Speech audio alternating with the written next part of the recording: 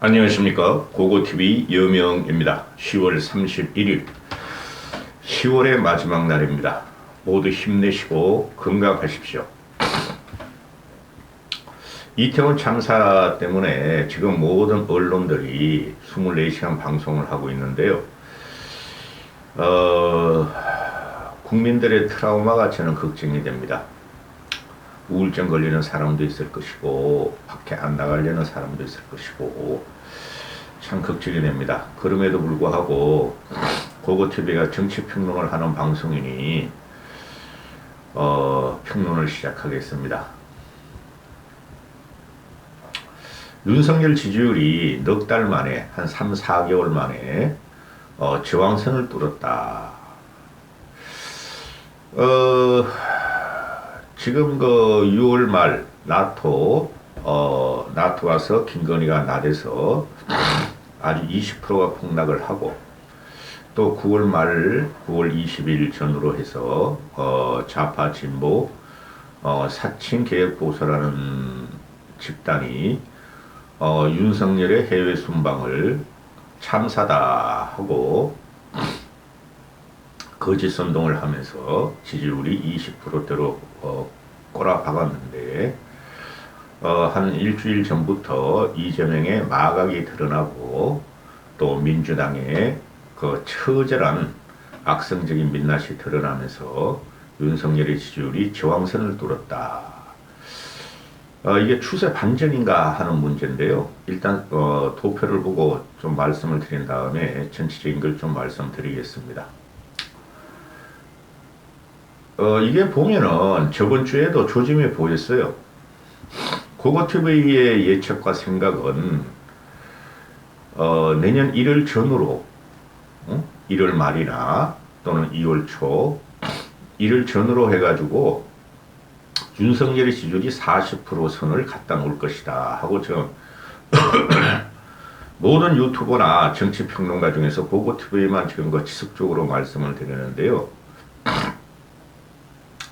그 근거는 그동안 말씀 많이 드렸고 윤석열 지지율이 또 떨어질 건 없어요.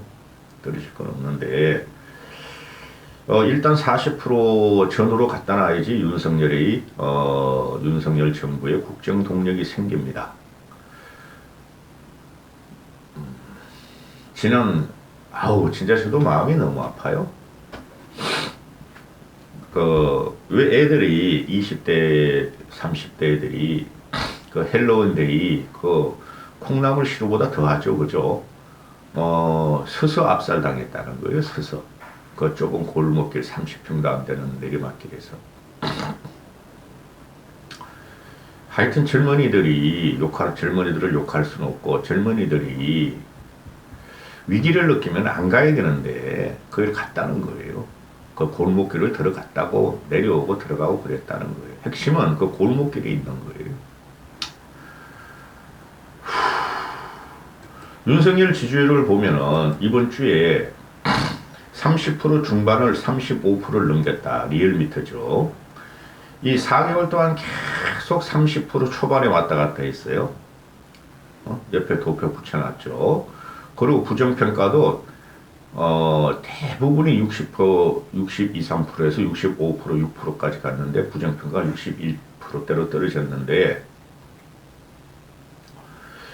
이게 사전 전국의 여파예요. 민주당 애들은 정치 보복이다, 정치 탄압이다, 보복수사라 그러지만 그건 걔네들의 개소리고 법원 집행이 돼야 되고 범죄자는 잡아야 되는 겁니다. 35.7% 지난주보다 약 2.8%가 올랐죠. 추세 반전이에요. 35%면 30% 중반이니까 30% 중반을 넘긴 것은 6월 말 이후 나토에서 김건희가 가서 나대는 그 이후에 처음이라는 거죠. 그 다음에 일간표를 봐도 25일 날 36%를 찍고 28일 날 금요일 날 35.5%를 찍어요. 1% 떨어지고 또 올라가는데요. 여기 보면은 9월 20일에 31%로 최저치로 내려오다가 반등 추세로 가죠. 그렇죠. 이게 이재명의 대장동의 주범이라는 게 밝혀지고 이재명이가 악질적으로 지가 살기 위해서 국민한테 사기를 치는 것이 국민한테 들키기 시작했다 하는 것이죠. 보면은 지난주에 금요일날 그 갤럽 조사가 발표된 걸 보면은 이때도 추세 반전이 있기 시작했어요. 10월 3주에서는 27%였고 10월 4주에서는 30%였죠. 그죠? 9월 셋째 주에 윤석열의 지지율이 33%로 올라갔을 때 고고TV가 급등했는데 그 이후로 좀 떨어지다가 갤럽 여론조사에서 지난주에 10월 넷째 주에 30%로 올라갑니다. 전체적으로 추세 반전은 맞아요.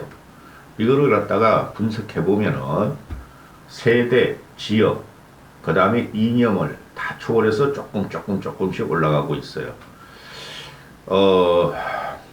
그 권역별로 보면은 서울에서 가장 많이 올라갑니다. 서울에서 가장 많이 올라가고, 이념별로 보면은 중도층에서 가장 많이 올라갑니다. 중도층에서. 보수는 다 결집이 됐어요. 그 다음에 지역별로 보면은, 연령별로 보면은 70대 이상이 제일 많이 올라갑니다. 그리고 50대만 제외한, 연령별로는 50대만 제외한 전 연령대가 지금 조금씩 윤석열의 지지율을 올려주고 있어요. 그럼에도 불구하고 민주당 애들은 지지율을 갖다가 안 올려주고 있죠. 이게 지금 민주당 쪽이 윤석열 지지율이 나오는 거 보면 3%에서 6%, 8% 이것뿐이 안 나와요. 90%, 95% 이상이 윤석열을 지금 끌어내리려고 그러는 겁니다. 민주당 지지자들은.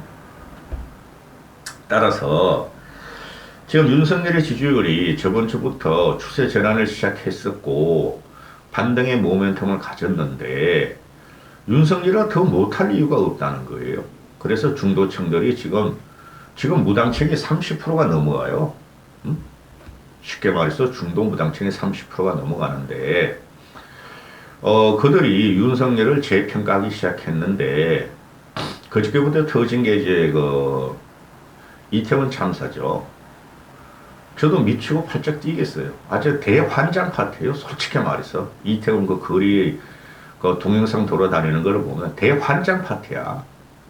그 정도 되면은 진입하려는 젊은이도 안 가야 되고 그 해밀턴 뒷골목에 세계 음식거리라 그러는데 거기를 뭐하러 가? 거기 사람들이 그렇게 빠글빠글하고 서 있지도 못할 정도고 압살 위기인데 거기 음식점에 가면은 들어갈 수나 있겠어요?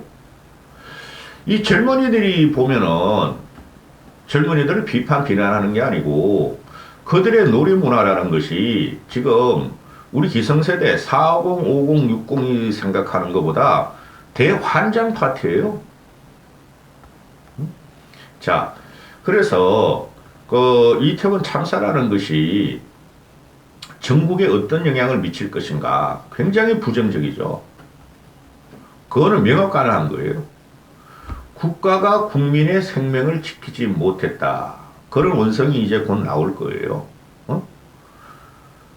민주당이 지금 참고 있지만은 민주당에서는 속으로 전어를 다짐하면서 이것이야말로 윤석열 정권을 쓰러뜨리고 탄핵으로 갈 수 있는 길이다 하고 세월호의 추억을 갖고 나가겠죠.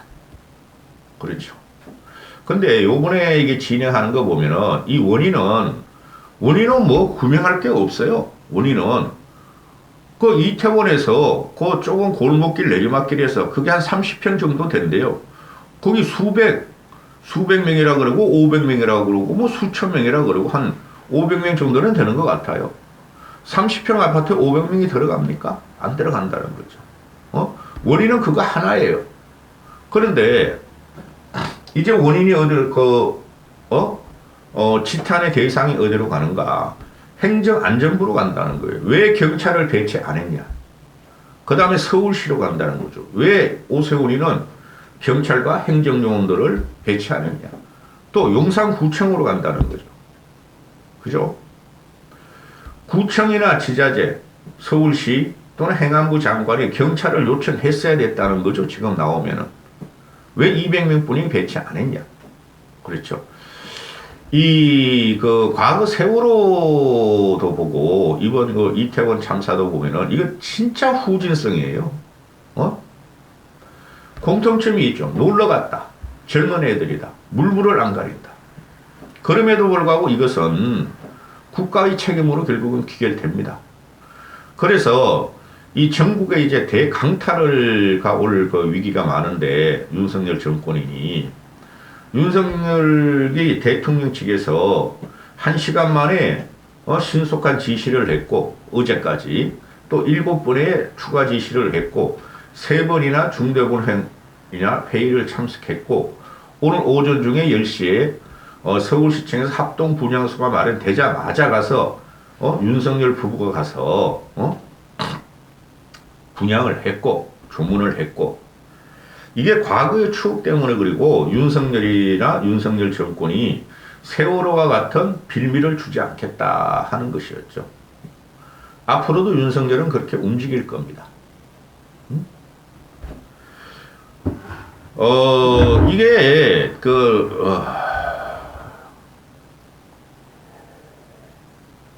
참 가슴이 아픕니다. 저도 이게 이태원 참사가 누구의 잘못이냐를 떠나가지고 이제 이게 사회 문제가 돼 있죠. 이제 이태원 참사가 도대체 헬로윈 그걸 갖다가 대한민국에 들어와서 저렇게 대환장 파티를 하면서 사람이 154명이 죽을 정도로 오늘 현재 저렇게 대환장 파티를 할 이유가 있는가? 그리고 외내 문화와 토종 문화의 또 충돌이 일어날 것이고, 그럼에도 불구하고 이 젊은 애들은 그런 거 생각이 없습니다. 일단 놀자. 그러는 거예요.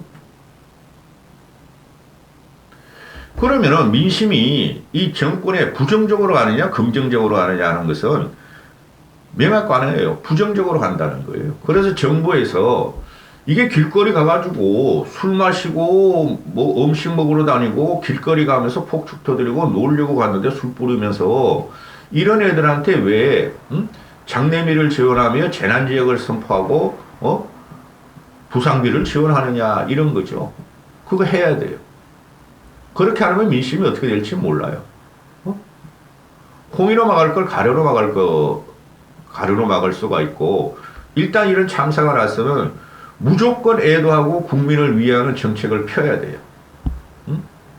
대한민국 국민들은 대단히 역동적이에요. 잘 말씀드리면, 좋게 말씀드리면. 그런데 대단히 정에 강한 국민이에요. 한국의 정, 초코파이가 아니라. 대단히 정서적으로 약자 편을 들고 죽은 사람 편을 들고 그 이유와 이성을 갖다가 따지지 않는 국민이에요.